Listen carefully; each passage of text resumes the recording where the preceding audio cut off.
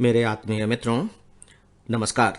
Friends, आज मैं आप सबसे विश्वास के बहुत ही एक व्यावहारिक पक्ष के बारे में बातें करने जा रहा हूं और इससे जुड़े हुए 3-4 प्रश्न मुझे कल पढ़ने को मिले थे और मुझे आश्चर्य हुआ कि इस पर तो मुझे बात करनी ही चाहिए थी, लेकिन ये मुझसे छूट कैसे गया। और सच पूछे तो इस तरीके से आप सब जो मेरा मार्गदर्शन करते हैं, इसके लिए मैं आप सबके प्रति बहुत बहुत आभार व्यक्त करता हूं। दोस्तों, आज मैं बात करने जा रहा हूं इस विषय पर कि जब हम किसी पर विश्वास करते हैं तो कितना विश्वास करें, कैसे विश्वास करें, कैसे फैसला करें कि हम इस पर विश्वास करें या न करें।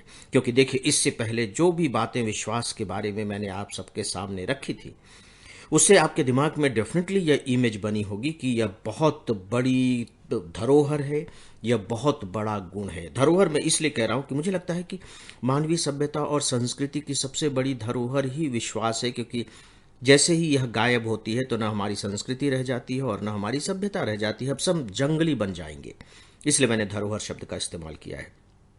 और डेफिनेटली जब हम किसी को धरोहर कहते हैं तो उसके प्रति हमारा एक विशेष किस्म का अनुराग हो जाता है ना। उससे विशेष किस्म का प्रेम हो जाता है, हम उसे बहुमूल्य मानने लगते हैं और यह लगता है कि नहीं, किसी भी तरीके से हो हमें इसे बचा कर रखना है।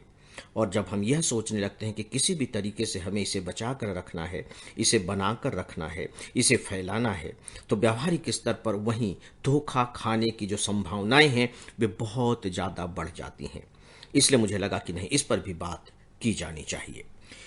दोस्तों, एक बात तो मैं बिल्कुल कहना चाहूँगा कि देखिए, जब हम विश्वास करते हैं तो कुछ तो हमारे ऐसे सदस्य होते हैं जिन पर हमें विश्वास करना ही करना होता है।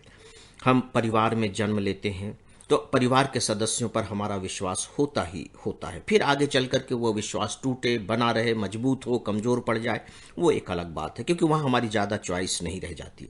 हाँ, लेकिन जब हम थोड़े से मैच्योर हो जाते हैं, अपने परिवार के सदस्यों के चरित्र को, उनके विचारों को समझने लगते हैं, तब डेफिनेटली फिर हमें यह विचार करना चाहिए कि हम इस पर कितना विश्वास करें। क्योंकि आप देखिए कि जो पारिवारिक झगड़े होते हैं संपत्ति को लेकर के, खासकर वे कहीं न कहीं इस विश्वास की कमी के कारण ही होते हैं।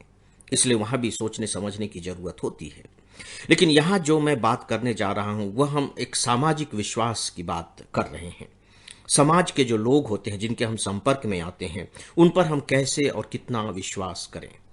डेफिनेटली फ्रेंड्स, कल जो मैंने बात कही थी उसे यहाँ मैं रिपीट करना चाहूँगा, और वो ये कि रीजनिंग सही मायने में हमारा मार्गदर्शन करती है। रीजनिंग, तार्किक दृष्टि से निर्णय लेना।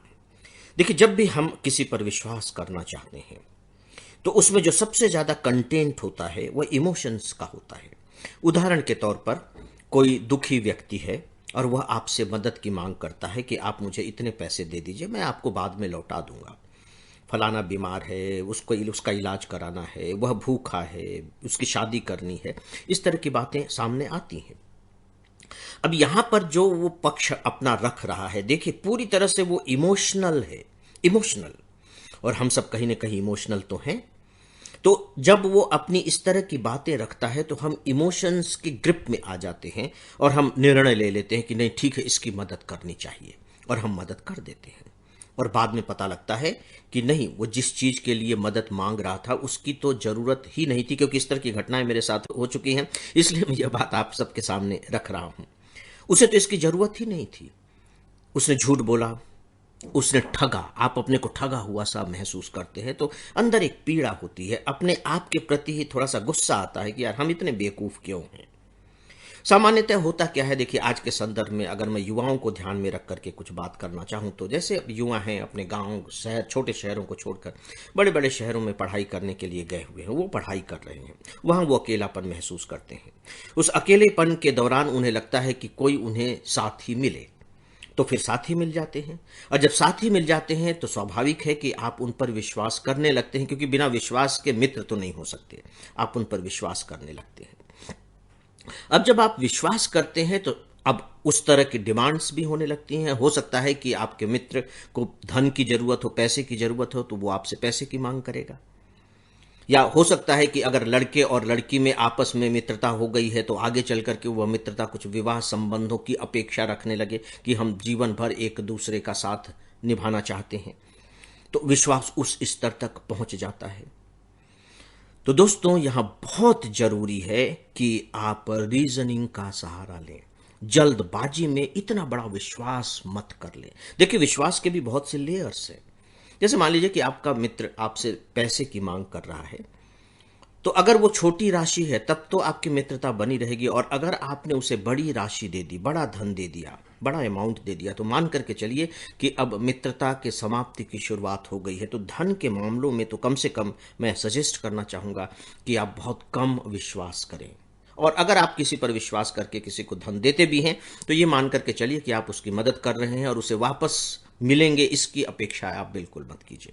मैंने जो विवाह संबंधों की बात कही मित्रों, उसके बारे में तो बहुत ही सोच समझ कर ही निर्णय लिया जाना चाहिए, क्योंकि ज़्यादातर जो धोखे हो रहे हैं, जो विश्वास टूट रहे हैं, वो इसी मामले में टूट रहे हैं। तो दोस्तों, मेरी बातों पर आप सब विचार करें और मुझे इजाज़त दें। नमस्कार।